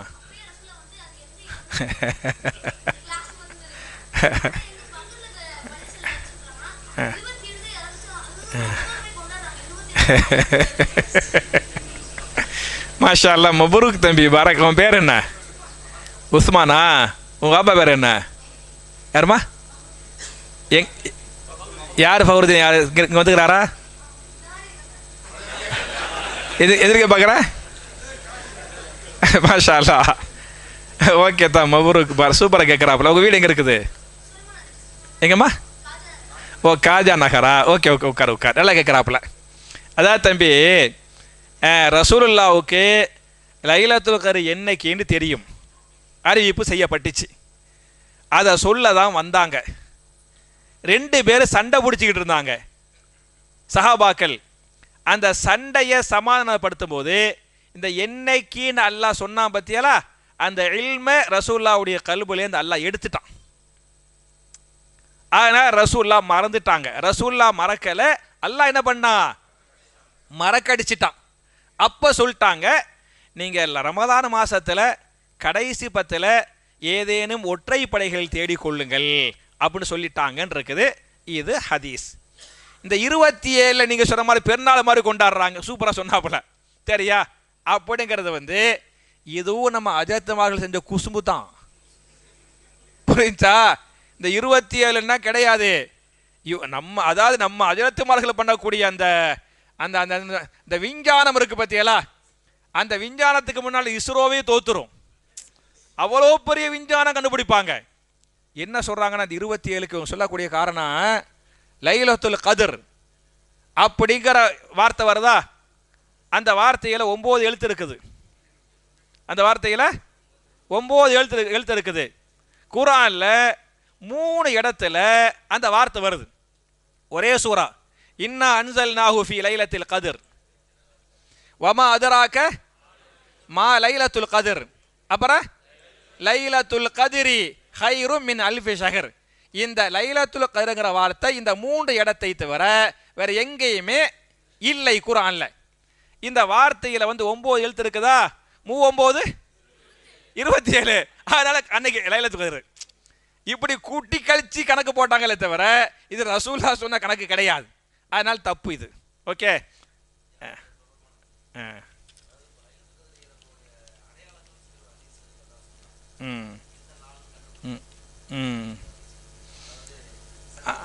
அதாவது லைலத்துல் கத்ருக்கு அடையாளம் இருக்குதுன்னு ஹதீஸ் இருக்குது. அன்றைக்கு மழை பெய்யும் அப்படின்னும், அன்றைய சூரியன் பிரகாசம் இல்லாமல் உதிக்கும் அப்படின்னும், இப்படி சில அடையாளங்கள் இருக்குது. அதுக்காக கண்டிப்பாக இது இப்படித்தான் இருக்கும் அப்படிலாம் கிடையாது, சரியா? இன்னும் சொல்ல போனால், இப்போ லைலத்துல் கத்ருங்கிறது குர்ஆன் இறங்கிய இரவு, அப்படிதானே? குர்ஆன்டா முழு குர்ஆன் இல்லை, குர்ஆன் இறங்க ஆரம்பித்த இரவு. இந்த இரவு லைலத்துல் கத்ர் அப்படிங்கிறமே, அந்த இரவா திரும்பி இங்கே இப்போ வருது? அது என்னைக்கே போயிருச்சு, 1400 வருஷத்துக்கு முன்னாலே போயிருச்சு. அந்த இரவு திருப்பி என்ன செய்யாது? வரவே வராது. குர்ஆன் இறங்கிய இரவு அன்னைக்கே போயிருச்சு. நம்ம என்ன செய்வோம்? பிறந்த நாள் கொண்டாடுவாங்க, புரிஞ்சா? பிறந்த நாள் சொல்லிவிட்டு டிசம்பர் 21 ஒரு பேச்சுக்கு வைங்களேன் அப்படின்ட்டு, அடுத்த வருஷம் டிசம்பர் 21 பிறந்த நாள். அவள் பிறந்த நாள் மறுபடியும் வந்துச்சு, போரா போயிருச்சுல, திருப்பி வரவே வராது, புரிஞ்சா? திருப்பி அந்த இரவு வரவே வராது. அதான் யதார்த்தம். என்ன ரசூலுல்லாஹ் சொல்றாங்க அப்படின்னு சொன்னா, அந்த இரவு புனிதமான இரவு, அது கொண்டாட வேண்டிய இரவு. அந்த இரவு என்ன? கொண்டாட வேண்டிய இரவு. எனவே அந்த நாளை நீங்கள் ஞாபகமூட்டி அந்த இரவை நீங்கள் கொண்டாடுங்கள். அப்படி கொண்டாடினால் உங்களுக்கு அந்த பாக்கியத்தை ஃபாயிதாவை அல்லாஹ் தருவேன். இப்படித்தான் அல்லாவே சொல்லி காட்டுறான். அதனால் நம்ம எந்த இரவு என்ன ஏது என்ன அடையாளம், சில அடையாளத்தை ரசூலுல்லாஹ் சொல்லிருக்கிறாங்க. நடக்கலாம், நடக்காமல் இருக்கலாம். அதுக்குள்ள அவ்வளவு டீப்பாகலாம் போக வேண்டாம். எதத்தா அது கூட வேண்டாம், அதான் சொல்கிறேன்ல, அது கூட வேண்டாம், அது கூட தேவையில்லை. நம்ம இந்த கடைசி 10 இரவுகள்லையும், கடைசி 10 9 சரியா இரவுகள்லையும் ஒருத்தர் அமல் பண்ணாருன்னு சொன்னால் 100% அவர் லைலத்துல் கத்ரை பெற்றுக்கொண்டார், சரியா? அந்த ஒரு 3 கேள்விக்கு மட்டும் பெண்களுடைய முடிச்சு, ஒரு 4 கேள்வி, சரியா? அப்புறம் சூரத்துல் பக்கராவில் 34வது ஆயத்தில் அல்லாஹ் ஆதம் நபிக்கு சஜதா செய்ய கட்டளையிடுகிறான். ரசூலுல்லாஹ் உள்பட எந்த நபியையும் சஜதா செய்ய அல்லாஹ் கட்டளையிடவில்லை. ஆதம் நபிக்கு மட்டும் ஏன் ஆதம் நபிக்கு மட்டும் அல்லாஹ் சஜதா செய்ய சொன்னான்ல, ரசூலுல்லாவுக்கு செய்யக்கூடாதுல்ல அப்படின்ட்டு அல்லாஹ் சொன்னான். புரியுச்சா? அல்லாஹ் சொன்னா நம்ம சமயனா வாத்தானா, இது அல்லாட்ட தான் போய் கேட்டுட்டு வரணும். நம்ம இதுக்கு நமக்கு பதில் தெரியலை. அல்லாஹ் சொன்னா செஞ்சாங்க, செஞ்சவங்க எல்லாம் நல்லவங்கள ஆயிட்டாங்க, செய்யாதவன் இப்லீஸா போயிட்டான் அப்படின்னு இருக்குது. ஏன் என்னங்கிறது ரப்புக்கே வெளிச்சம் தெரியலை. அப்புறம் அன்னை ஃபாத்திமா ரலியல்லாஹு அன்ஹாவின் மரணம் இயற்கையானதா அல்லது வேறு ஏதேனும் காரணத்தை அவர்கள் கண்டதா? சில பேர் ஃபாத்திமா நாயை வந்து எப்படி மூத்தா போனாங்க, சில பேர் சொல்கிறாங்க இவங்களா சொல்கிறது விஷம் வச்சு கொல்லப்பட்டாங்க, இவங்களா சொல்லிக்கிறது. புரிஞ்சா? அப்படிலாம் கிடையவே கிடையாது. ஃபாத்திமா ரலியல்லாஹு அன்ஹா வந்து சாதாரணமாக மூத்தா போனாங்க. சாதாரணமாக மூத்தா போனாங்க. எப்போ மூத்தா போனாங்க? ரசூல்லா மூத்தா போய் 6 மாசத்திலே மூத்தா போயிட்டாங்க. எத்தனை வயசு? எத்தனை வயசு தான்? எத்தனை வயசு தம்பி உங்களை தான் பச்சை தெரியலையா? 30 வயசு. ஃபாத்திமா நாகி மூத்தா போகும்போது வெறும் 30 வயசு தான், சின்ன வயசு தானே. வாப்பா மூத்தா போய் 6 மாசத்துலேயே மகளும் மூத்தா போயிட்டாங்க. புரியுதா? இப்போ ரசூல்லாவுக்கு வந்து 7 பிள்ளைங்களா, அவங்க ஹயாத்தா இருக்கும்போது 6 பிள்ளைங்க மூத்தா போயிட்டாங்க. ஃபாத்திமா நாகி மட்டும்தான் ஹயாத்தா இருந்தாங்க. ரசூல்லா மூத்தா போய் 6 மாசத்துலேயே 30 வயசுலேயே ஃபாத்திமா நாகி மூத்தா போயிட்டாங்க அப்படின்னு ஹதீஸ் இருக்குது, வரலாறு இருக்குது. எப்படி மூத்தா பண்ணார்மலாம் மூத்தா போனாங்க. சரியா? அப்புறம் ஜின்கள் பற்றிய பயானை அடுத்த ஒற்றைப்படையில் சொல்லவும். ஜின்னை பற்றி அப்படி கேட்குறாங்க. ஜின்னெல்லாம் பிறகு பார்த்துக்கலாம், முதல்ல நம்ம செய்ய வேண்டியதை. ஏன்னா ஜின்னை பற்றி நம்மள ஜின்னை நம்பிட்டோம். ஜின்னு இருக்குதா இல்லையா? இருக்குது. ஹலாஸ். அல்லாஹ் வந்து ஜின்னு விஷயமா 2 தான் சொல்கிறான். ஒன்று ஜின்னு இருக்குது நம்புன்னு சொல்கிறான், நம்பிட்டோம். 2வது நல்ல ஜின்கள் ஜின்கள், கெட்ட ஜின்கள் ஷைத்தான்கள். ஷைத்தான் ஒரு படைப்பெல்லாம் கிடையாது, ஜின்னு தான் ஷைத்தானே. நல்ல ஜின்னு ஜின்னு, கெட்ட ஜின்னு ஷைத்தான்.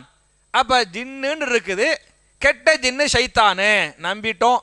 இந்த ஷைத்தானை விட்டு எப்படிலாம் பாதுகாப்பு தேடணும்? நான் போன ஏல ரப்பி அவுது பிக்க மின் ஹமசாத்தி ஷயாத்தீன் வா அவுது பிக்க ரப்பி யஹ்துரூன் மாஷா அல்லா தபாரக்கல்லா அப்படின்னு பார்த்துருக்குறோம். இப்போதைக்கு இவ்வளோ போதும். ஜின்னை என்ன சாப்பிடும், எப்படி சாப்பிடும், கல்யாணம் முடிக்குமா முடிக்காதா, புல்லுக்குட்டி பெக்குமா பெக்காதா, ஜின்னை பற்றி அல்லாஹ் உங்களிடத்தில் கேட்க போவது இல்லை. புரியுச்சா? உங்களை பற்றி தான் அல்லாஹ் உங்களிடத்தில் கேட்க போகிறான். அதனால நம்மளை பற்றி அல்லாஹ் என்ன கேட்பானோ அதை மட்டும் இப்போ தெரிஞ்சுக்கிறோம். ஜின்னுக்கு விளக்கம் வேணும் அப்படின்னு சொன்னால் நீங்கள் பெருநாளைக்கு பிறகு ஒரு நாளைக்கு வாங்க, நான் உங்களுக்கு தனி வகுப்பு எடுக்கிறேன். இந்த சபையில் வேண்டாம், தேவையில்லை அது. அப்புறம் ஒரு பெண்ணின் திருமண வயது எது? இஸ்லாத்தின் படி ஷருத்துக்கள் உண்டா? முதல் மனைவிக்கு தெரிய ஏங்க நான் டக்குன்னு விட்டுட்டேன், ஆனால் மக்கள் ரொம்ப தெளிவு பாய் மசாலா தபாராங்க. சரி, அதாவது நானும் தெளிவு தான், நீங்கள் என்னை விட தெளிவாக இருக்கிறீங்க. நான் எதுக்கு சொல்லணுமோ அதுக்கு கொண்டு சொல்லிட்டு போயிடுவேன். என்ன கேட்குறாங்கன்னா, பெண்ணின் திருமண வயது எத்தனை கேட்குறாங்க. பெண்ணுக்கு திருமண வயசுங்கிறது வந்து மார்க்க பிரகாரம் நீங்கள் இந்த நம்ம ஊரில் 18ங்கிறாங்கல்ல, அப்படிலாம் கிடையாது. பருவத்திற்கு வருவது, பருவத்துக்கு வந்தால் கல்யாணம் முடிச்சுக்கலாம். இதுதான் மார்க்கம் சொல்லக்கூடிய பெண்ணின் திருமண வயது. 1. 2வது, குரான் ஓதும் போது இது கொஞ்சம் சேர்த்து படிங்க பாய் சத்தமா.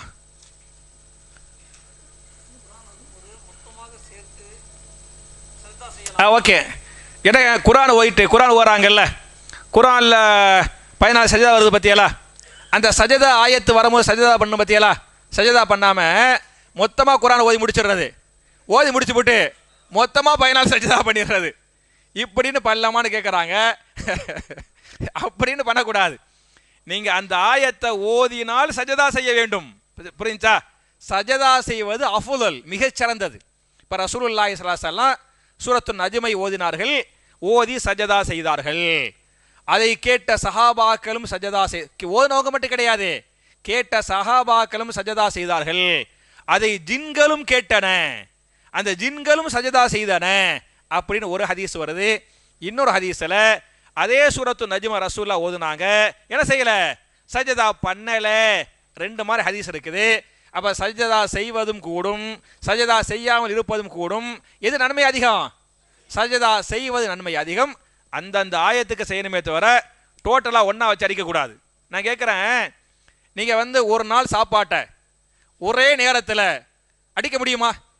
சில பேர் சாப்பிடுவாங்க பாய், புரிஞ்சா? நார்மல் மக்களால் முடியாது. அது மாதிரி தான் இதுவும். முடிச்சா எல்லாம் முடிச்சா சார் படிங்க.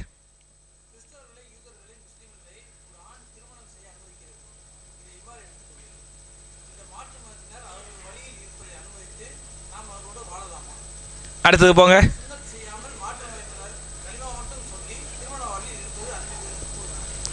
சுன்ன செய்யாமல் மாற்ற முஸ்லீம் இல்லையா?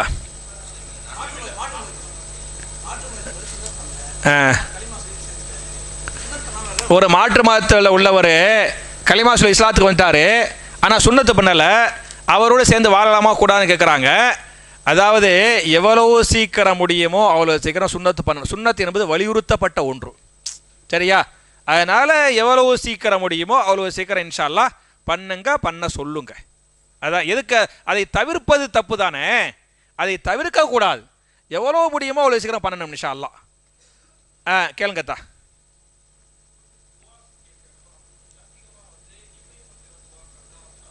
மிகைக்குது. Correct correct correct. மாஷா அல்லா, சூப்பர், நல்லா கேட்குறாங்க. நான் கூட இன்ஷா அல்லாஹ் அடுத்த 27 துவாவை பற்றி பேசலாம், சரியா? அப்படித்தான் இருக்கிறேன். அழகாக கேட்குறாரு. நம்முடைய துவாவில் இம்மையை பற்றி தான் அதிகமாக கேட்குறோம், மறுமையை பற்றி கம்மியாக தானே கேட்குறோம். ஒரு 10 நிமிஷம் துவா கேட்குறோன்னு வைங்களேன், அதில் ஒரு 7-8 நிமிஷம் துனியாவை பற்றி கேட்போம், ஒரு 2-3 நிமிஷம் போனால் போகுதுன்னு சொல்லிட்டு மறுமையை பற்றி கேட்குறோம், சரியா? இப்படிங்கிற மாதிரி கேட்கலாமான்னு கேட்குறாங்க. நீங்கள் துனியாவையும் கேளுங்க, மறுமையும் கேளுங்க, உங்களுக்கு எது அதிகமாக தேவையோ. ஏன்னா இப்போ நம்ம மறுமைக்கு ஒரு கேட்டுரும், ஏழை நீ மன்னிச்சிடல்லா, சொர்க்கத்தை இதை என்ன சொர்க்கத்தை கொடுத்துடல, நரகத்தை காப்பா, இதுதான் கேட்க போகிறோம்.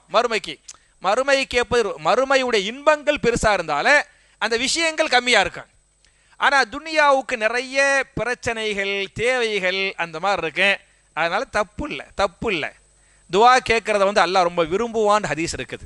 இப்போ நம்ம மனுஷெல்லாம் கேட்டால் கோவப்படுவான், கேட்காம இருந்தால் சந்தோஷமாக இருப்பான். இது மனுஷன்.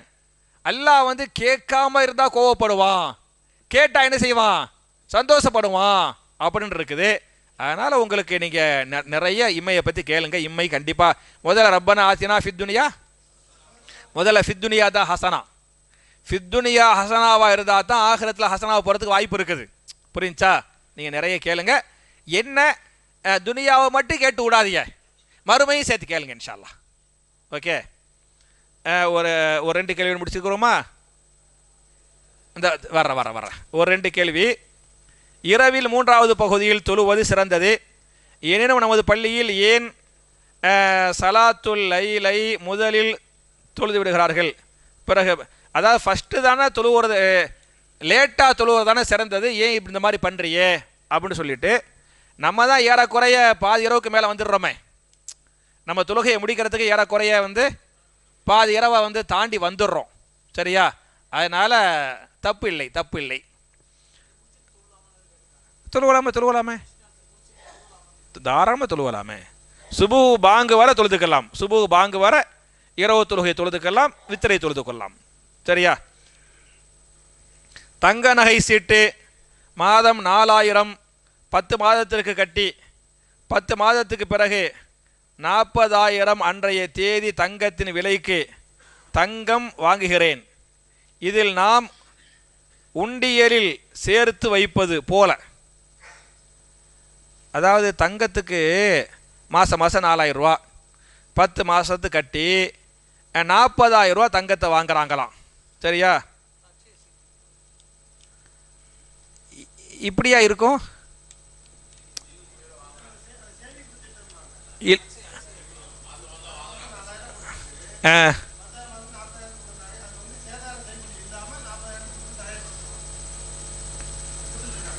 Right bye. நம்ம என்ன கட்டணமோ அந்த ரூபாய் கிடைக்கும். சேதாரம் இல்லை, செய்கூலி இல்லை. சேதாரம், செய்கூலி, வரி, வரி, ஜிஎஸ்டி. சரியா? இதான் கேட்குறான்னு நினைக்கிறேன். இது கூடமா கூடாதா? அதாவது தங்கத்தை பொறுத்தளவுக்கு எப்படி ஹதீஸ் வரும்னு சொன்னால், எதன் பில் எது, நீங்கள் பணத்தை கொடுத்தால் உடனே என்ன செய்யுங்கள், தங்கத்தை வாங்கி கொள்ளுங்கள். அந்த பணத்தை கொடுத்து போட்டு தங்கத்தை கையில் வாங்காமல் அட்டையில் வாங்கிடுவாங்க. அட்டையில் தான் தங்கம் வருமே தவிர இதில் வராது, கையில் வராது. அப்போ கையில் தங்கம் வராமல் அட்டையில் வந்து அப்புறம் லேட்டாக நம்ம வாங்குகிறோம் பார்த்தியலா, அந்த லேட்டாக வாங்குறதுனால சேதாரம் இல்லை, செய்கூலி இல்லை, அப்புறம் இல்லை, ஜிஎஸ்டி இல்லைங்கிறாங்கல்ல, அது தப்பு தானே, தப்பு தானே. ஒரு ஹதீஸ் வரும், ஒரு சஹாபி போய் இன்னொரு சஹாபிட்ட காசு திர்ஹம் கொடுத்து, இந்தாங்க இந்த திர்ஹத்துக்கு இவ்வளோ தங்கத்தை தாங்க அப்படின்னு கேட்பார். அப்படின்னு கேட்கும் போது அவர் சொல்லுவார், இப்போ நீங்கள் திர்ஹத்தை கொடுத்துருங்க, என் வேலைக்காரர் வந்துக்கிட்டு இருக்கிறாரு, அவர் அசரில் வந்து காலையில் நடக்குது சம்பவம், அசரில் வந்து சேர்ந்துடுவார், அசரில் வந்தவனையும் உங்களுக்கு நான் தங்கத்தை தர்றேன் அப்படின்னு சொன்னார். சொன்ன உடனே பக்கத்தில் உட்கார்ந்த சஹாபி சொன்னார், இல்லை இல்லை, இந்த வியாபாரம் வந்து ஹராமு, காலையில் கொடுத்து போட்டு மாலையில் தங்கத்தை வாங்குறாரு பற்றியலா, இது ஹராமு. ஏன் அப்படின்னு சொன்னால், மாலைக்குள் தங்க ரேட்டு மாற வாய்ப்பு இருக்குது. ரசூல்லா காலத்தில், சுப்ஹானல்லாஹ், ரசூலுல்லாஹ்வுடைய காலத்தில் சொல்கிறாரு, காலையில் கொடுத்து விட்டு மாலைக்குள் தங்க ரேட்டு மாற வாய்ப்பு இருக்குது, ஆனால் இது ஹராமு அப்படின்னு ரசூல்லா சொன்னதாக அந்த சஹாபி சொன்னார். உடனே அவர் என்ன பண்ண சொன்னால், காசை திருப்பி கொடுத்தாரு. நீங்கள் மாலையிலேயே வாங்க, அப்போ என்ன ரேட்டோ அப்படி தர்றேன் அப்படின்ட்டாரு. அவரை மாலையில் போய் திர்ஹத்தை கொடுத்தாரு, உடனே கையில் தங்கத்தை கொடுத்தாரு அப்படின்னு இருக்குது. இதுதான் சரி. சரியா? வேற உங்களுடைய கேள்வி இருக்கா? ஒரு 5 நிமிஷம் கேளுமா.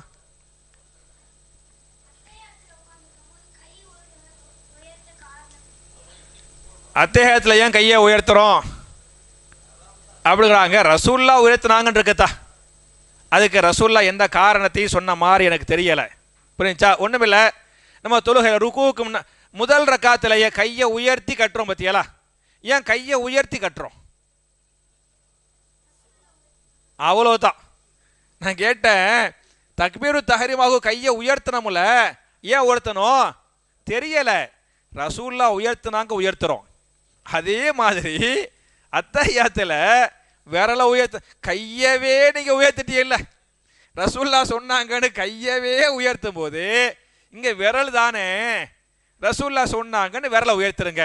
ரசூலுல்லாவா காரணம் சொன்னால் நம்ம காரணம் சொல்ல முடியும், அவங்க காரணம் சொல்லலை. வல்லாஹு அலம். சில பேர் அவங்களாம் அல்லாஹ் ஒருத்தனை அறிவிக்கிறாங்க போகிற அப்படிலாம் அவங்களாம் சொல்கிறாங்க. இது ரசூல்லா சொன்ன காரணம் இல்லை, அல்லாஹ்வுக்கே வெளிச்சம். சரியா? வேற கேளுங்கத்தா. இந்த 1 2 3 4 இந்த 4ஓடு முடிச்சிடுறேன்.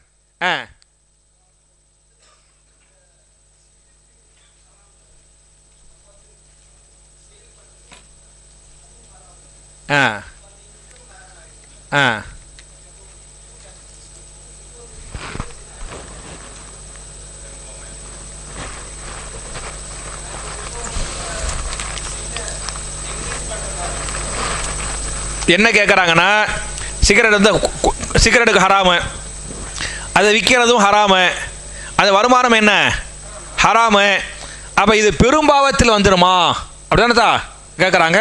சந்தேகமே இல்லை, பெரும்பாவம் தான். ஆமாம் ஆமாம். அதனால் நிறைய நல்ல சகோதரர்கள்லாம் தன்னுடைய கடையில் சிகரெட் விற்க மாட்டாங்க. விற்கக்கூடாது, விற்கக்கூடாது, வாங்கக்கூடாது, குடிக்கக்கூடாது. என்னத்தா குறைஞ்சி நிறைய மாஷால் நிறைய நம்ம மக்கள் வந்து அதை விட்டுட்டாங்க.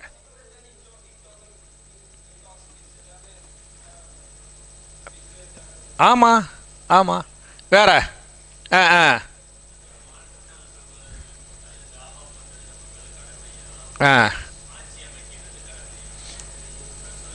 மாற்று மத சகோதரர்களுக்கு தாவா செய்வது கடமையா, ஆட்சி அதிகாரத்தை கைப்பற்றுவது கடமையா அப்படின்ட்டாங்க. தாவா செய்கிறது தான் கடமை. புரிஞ்சா? நீங்கள் ஆட்சியை கைப்பற்ற முடியுமா? சாத்தியமே இல்லை, சாத்தியமே இல்லை. ரசூலுல்லாஹ் என்ன ஆட்சியை கைப்பற்றினாங்க? கிடையாது, தவறு. 13 வருஷம் மாட்டு மத சகோதரர்களுக்கு தாவா தான் செஞ்சாங்க. 13 வருஷம் அடி வாங்கி உத வாங்கி சித்திரவதையை சமாளித்து கஷ்டப்பட்டு என்ன பண்ணாங்க? மாட்டு மத சகோதரர்களுக்கு தாவா தான் செஞ்சாங்க. சரியா? அப்புறம் ஹிஜ்ரத் பண்ணி மக்காவுக்கு போனாங்கல்ல, ஆட்சி அமைக்க போனாங்க இல்லை. அங்கே உள்ள மக்கள் பெரும்பான்மையாக முஸ்லிம்களாக இருந்தார்கள். ரசூலுல்லாவை ஆட்சி தலைவராக ஏற்றுக்கொண்டார்கள். இவங்களும் ஆட்சி பிடிக்க போகல. ஆட்சி பிடிக்க போனாங்க, தன்னை காப்பாற்றிக் கொள்ள தாவாவுக்காக போனாங்க. அங்கே உள்ள மக்கள் பெரும்பான்மைங்கிறனால ரசூலுல்லாவை நபியை ரொம்ப மதிச்சனால எங்கள் தலைமையில் நீங்கள் கீழே இருக்காம உங்களுக்கு கீழே நாங்கள் இருக்கிறோம் அப்படின்னு ரசூலுல்லாவுக்கு அந்த மதிப்பு, அந்த கண்ணியத்தை கொடுத்தாங்க. அதனால தாவா பணிதான் அவசியமே தவிர ஆட்சி அதிகாரத்தை நீங்கள் நிறைய மக்கள் இருக்கிறீங்க, உங்களுக்கு ஆட்சி அதிகாரத்தை அல்ல தர்றாண்டா தனி விஷயம். சரியா? ஆனால் ஆட்சி அதிகாரத்தை கைப்பற்றுங்க அப்படிலாம் மார்க்கம் சொல்லலை.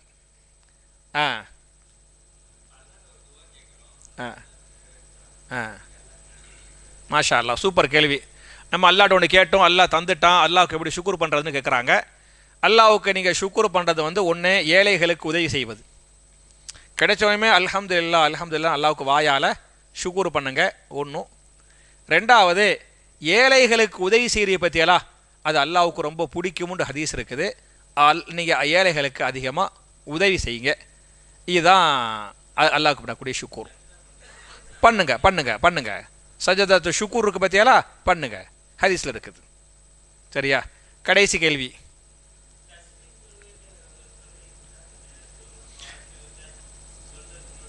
தஸ்பீஹின்னு ஒரு தொழுகை இருக்குதா?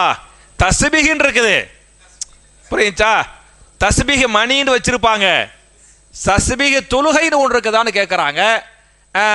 சில பேர் கூட லைஃப்பில் டெய்லி தொழுவுங்க, இல்லாட்டி வாரத்துக்கு ஒரு தடவை தொழுவுங்க, இல்லாட்டி மாதத்துக்கு ஒரு தடவை தொழுவுங்க, இல்லாட்டி வருஷத்துக்கு ஒரு தடவை தொழுவுங்க, இல்லாட்டி வாழ்க்கையில் இந்த நாட்டு வைத்தியக்காரவங்கெல்லாம் எண்ணெய் தேய்ச்சி குளிக்கிறத சொல்லுவாங்க. எண்ணெய் தேய்ச்சி டெய்லி எண்ணெய் தேய்ச்சி குளிங்க, இல்லை வாரத்துக்கு ஒரு தடவை வச்சு குளிங்க, இந்த எண்ணெய் தேய்ச்சி குளிக்கிற மாதிரி. சரியா? இப்படி செய்யுங்கள் அப்படின்னு சொல்கிறாங்களே இருக்கிறாங்க. சஹீஹான ஹதீஸில் அப்படி இல்லைத்தா. சஹீஹான ஹதீஸில் தஸ்பீஹ் தொழுகை இல்லை. அபூதாவுதில் அதை பற்றி ஒரு ஹதீஸ் வருது. சம்பந்தப்பட்ட இமாம் அபூதாவுதே சொல்லுவார், இப்படி ரசூல்லா சொல்லலை, ரசூல்லா பேரால் சொல்லப்படுது, இது தவறு. அந்த அறிவித்த இமாம் அபூதாவுதே தப்புன்றுவார். அதனால் அப்படிங்கிற ஒரு தொழுகை குரானிலேயோ ஹதீஸிலேயோ இல்லை. ஓகே, முடிச்சுக்கலாமே.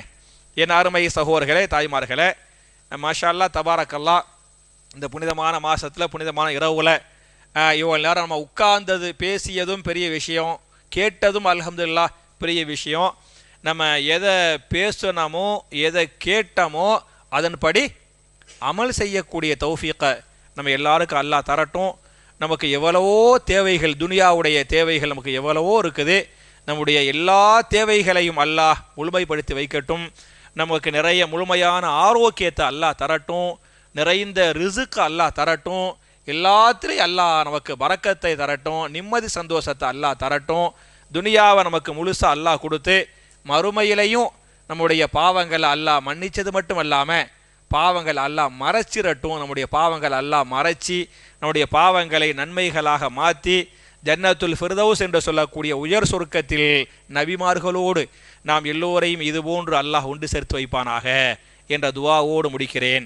சுபஹானக அல்லாஹும்ம வ பிஹம்திக அஷ்ஹது அல்லா இலாஹ இல்லா அன்த அஸ்தக்ஃபிருக வ அத்தூபு இலைக். அஸ்ஸலாமு அலைக்கும்.